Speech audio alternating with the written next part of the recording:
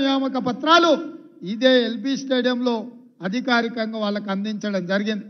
ఆ తర్వాత సింగరేణిలో ఉన్న కారుణ్య నియామకాలు 441 దీర్ఘకాలికంగా పెండింగ్లో ఉంటే ఆ సమస్యలు కూడా పరిష్కరించి నక్లెస్ రోడ్లో డాక్టర్ బాబాసాహెబ్ అంబేద్కర్ సాక్షిగా వాళ్ళకు కూడా నియామక పత్రాలు మొన్ననే మనం ఇచ్చుకోవడం జరిగింది. ఆనాడే చెప్పిన రాబోయే 15 రోజుల్లో ఎవరు అడ్డుపడ్డా కేసీఆర్ హరీష్ అరిసి గోల పెట్టినా అంగిలాగు చించుకున్నా తప్పకుండా మీ ఉద్యోగ నియామకాలు చేపడతాని ఆ రోజు మాట చెప్పిన 15 రోజులు కాదు కదా, 10 రోజులు తిరక్క ముందే 13,500 దాదాపు ఉద్యోగ నియామకాలు ఈరోజు ఇక్కడ చేపట్టడం ద్వారా మీ సంతోషంలో మీ ఆనందంలో భాగం పంచుకున్నాం. రేపు దాదాపుగా ఇంకా 2,000 పైచిలకు ఉద్యోగాలు రేపు ఇదే ప్రాంగణంలో ఇదే సమయంలో కొత్త నియామకాలు చేపట్టడానికి కూడా మా అధికారులు మా ప్రభుత్వం ప్రయత్నం చేస్తుంది. రేపు వాళ్ళ కళ్ళల్లో కూడా ఆనందం చూడాలని మేము అనుకుంటున్నాం. చాలామంది అంటున్నారు, ఆయన అల్లుడు హరీష్ రావు గారు అంటున్నారు, ఎందుకయ్యా ఎవరి నియామకం వాళ్ళ ఇంటికి పంపిస్తే సరిపోద్ది కదా, ఇంతమందిని ఇక్కడికి ఎందుకు పిలవాలని. నేను అడుగుతున్నా, అయ్యా నీ కడుపు నొప్పి ఏందని నేను అడుగుతున్నా. వీళ్ళందరూ మా తమ్ముళ్ళు మా చెల్లెళ్ళు వాళ్ళందరితో ప్రత్యక్షంగా కలిసి వాళ్ళ ఆనందంలో భాగస్వామ్యం తీసుకుంటే ఇంటికి వెళ్ళిన తర్వాత నాకు కంటి నిండా నిద్ర పడుతుంది, బుక్కెడు బువ్వ వంట పడుతుంది. ఎందుకంటే నా బాధ్యతను నేను నెరవేరుస్తున్నా అన్న సంతోషం నమ్మకం నాకు కలుగుతుంది. ఎందుకంటే మీలాకటోళ్ళు లక్షలాది మంది కొట్లాడితేనే మీరు కట్టెపట్టుకొని నిలబడితేనే ఈనాడు ఈ ప్రభుత్వం ఏర్పడ్డది. మీ అన్నగా రేవంత్ అన్నగా ఈ రాష్ట్రానికి ముఖ్యమంత్రిగా బాధ్యత చేపట్టిన. అందుకే ఈరోజు ప్రతి సంతోషకరమైన సందర్భంలో మిమ్మల్ని కలుసుకోవాలని మీరు చెప్పేది వినాలని మీ సంతోషంలో భాగస్వామ్యం తీసుకోవాలన్న ఆలోచనతో ఈ కార్యక్రమాలకు ఎల్బీ స్టేడియం వేదికగా ఈరోజు ఏర్పాటు చేసినాం.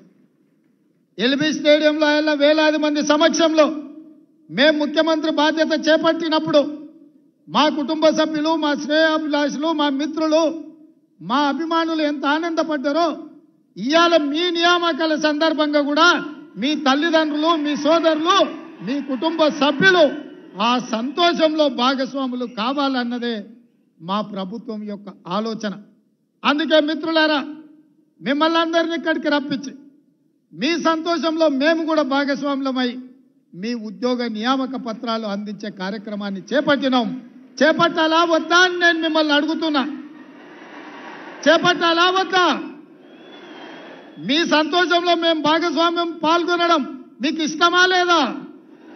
ఆ హరీష్ రావు నన్ను అడ్డం పడితే చెప్పండి.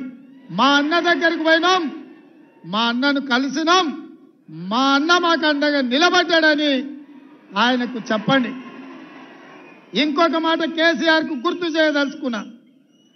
అయ్యా జూన్ 2, 2014 నాడు తెలంగాణ రాష్ట్రం ఏర్పడితే 1 గంట కూడా ఆలస్యం చేయలే. గవర్నర్ గారు అపాయింట్మెంట్ తీసుకున్నావు, మంత్రివర్గాన్ని ఏర్పాటు చేసుకున్నావు. అందులో మీరుంటిరి, మీ కొడుకుండే, మీ అల్లుడు ఉండే. ఆ తర్వాత జరిగిన ఎన్నికలలో మీ కూతురు నిజామాబాద్ ఎంపీగా టికెట్ ఇచ్చి గెలిపించుకుంటే, ఆ తర్వాత మీ బంధువు వినోద్ రావుని ఎంపీగా చేసుకుంటేవి, ఆ తర్వాత మీ సడ్డకుడు కొడుకు సంతోష్రావుకు రాజ్యసభ ఇచ్చుకుంటేవి, ఆ తర్వాత పార్టీ ఫిరాయించిన మీ ఎర్రబల్లి దయాకర్రావుకు మంత్రి పదవి ఇచ్చుకుంటేవి. అదే 2019 ఎన్నికల్లో వినోద్ రావు గారిని కల్వకుంట్ల కవిత గారిని ఓడిస్తే 6 నెలలు కూడా ఆలస్యం చేయలే. 100 రోజులు తిరక్క ముందే ఆయన కూతురుకు ఉద్యోగం లేకపోతే తండ్రిగా ఆయనకు దుఃఖం వచ్చింది, కళ్ళల్లో నీళ్ళు వచ్చినాయి. కన్నబిడ్డను శాసన మండలి సభ్యురాలుగా చేసిండు. ఆయన బంధువు వినోద్ రావును ప్లానింగ్ కమిషన్ వైస్ చైర్మన్ చేసుకున్నాం. నేను అడుగుతున్నా మాజీ ముఖ్యమంత్రి చంద్రశేఖరరావు గారిని, నీ కుటుంబ సభ్యులకు నీ బంధువులకు ఉద్యోగం లేకపోతే 100 రోజులు కూడా నువ్వు ఆగలేదే, నీ కుటుంబ సభ్యులకు ఉద్యోగాలు ఇచ్చుకున్నావు కదా, ఈ పిల్లలు ఏం పాపం చేసిండ్రు?